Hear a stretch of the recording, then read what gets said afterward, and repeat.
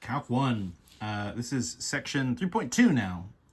So we are switching over from 3.1 to 3.2, and the transition is moving from the derivative specifically just at a point, which gives us specifically a slope. And what we're going to do is come up with the derivative as a function. So the derivative function, which we're going to label f prime of x, is the same basic setup. I'll just start writing it out, and then we'll go from there. So the derivative function, so f prime, right? So again, this sort of f with the apostrophe is f prime of x. And so we're going to define that as the limit as h goes to 0. This is going to look essentially just like the slope limits that we were doing in 3.1, but instead of f of a plus h, it's the more generic x plus h minus f of x instead of f of a, and the whole thing is over h. And so all we're doing is essentially taking that same slope, that's essentially that limit of that slope, but now instead of being at a particular point, it's generically for whatever our sort of function formula is. And so this is going to give us not specifically a slope, this is going to give us a new function, right? A new formula where we can put x's in, and it'll give us slopes coming out. We have a couple alternate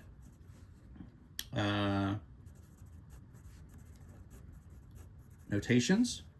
So f prime of x, sometimes also we'll call it dy over dx.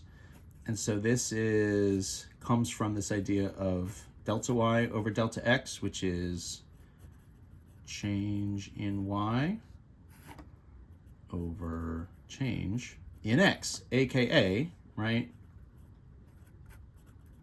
rise over run. So it all kind of comes back to slopes. So dy dx, d for delta, right? And so we will use these notations kind of semi-interchangeably, depending on what we're trying to do at any particular point. So let's find a derivative. Let's just like put this to the test and see what happens. Let's start with pretty reasonable. So let's find f prime of x for f of x.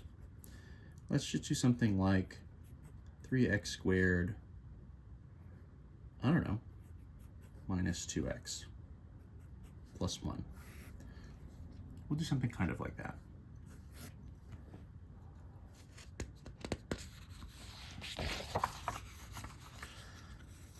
All right, so let's lay it out.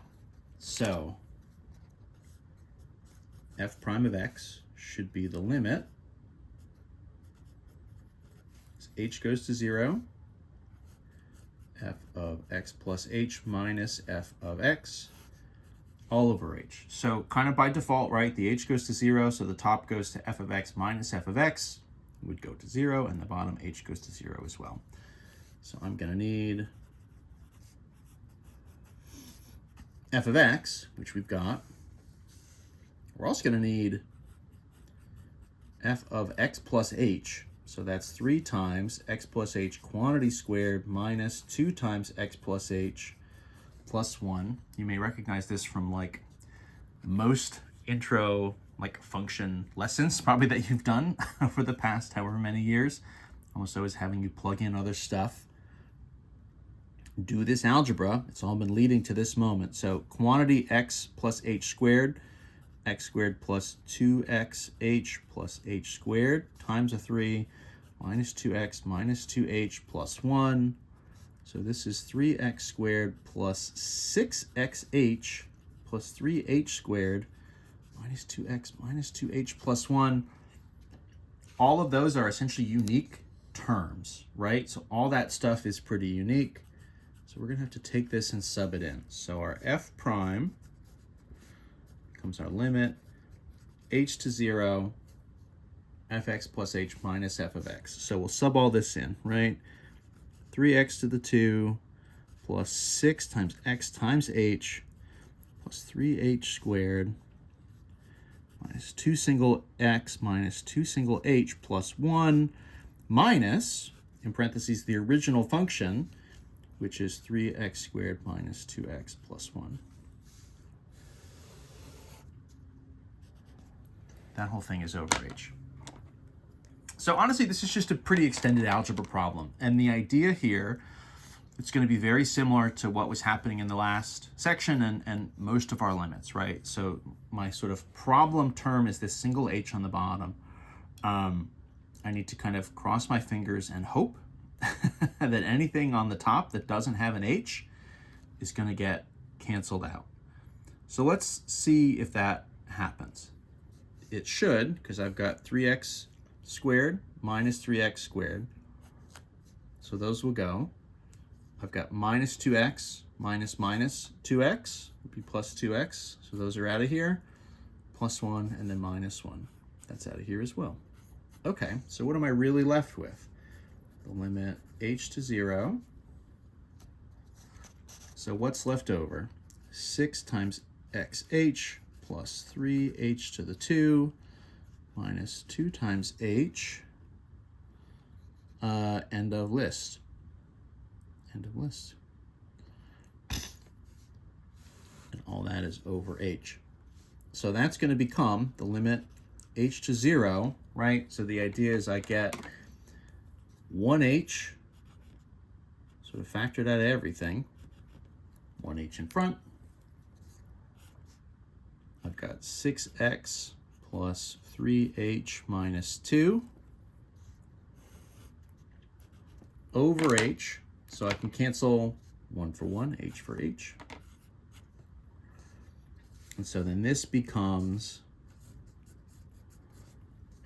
again, a formula, the limit h to 0. So two different variables here, right? I mean, there's the h and there's the x. We're only affecting the h. The x is essentially, you know, it's a variable, but it's kind of acting like a constant in as much as it's not really going anywhere. So 6x plus 3h minus 2. So that h goes to 0, so this is going to become 6h plus 0 minus 2. So f prime of x is 6x minus 2. So that's a derivative formula, right? So that's like a derivative function at any point. So you could do something like, what about at particular values? So what about if x equals 2? F prime of 2, 6 times 2 minus 2, 12 minus 2 is 10. So that's your slope of your tangent line at x equals positive 2, right? I mean, essentially at any coordinate, you can just like sub it in to our new sort of simplified formula, get a value. What about, you know, x is negative 3, f prime of negative 3, so you can squeeze this in. 6 times minus 3 minus 2, minus 18 minus 2, negative 20. So a very sort of steep negative slope, you know, a steep but not quite as steep positive slope on the other side. We're getting stuff like that. So 6 times x minus 2, we get a whole formula out of this. We get a whole function out of it. We'll run a couple more examples in the next video.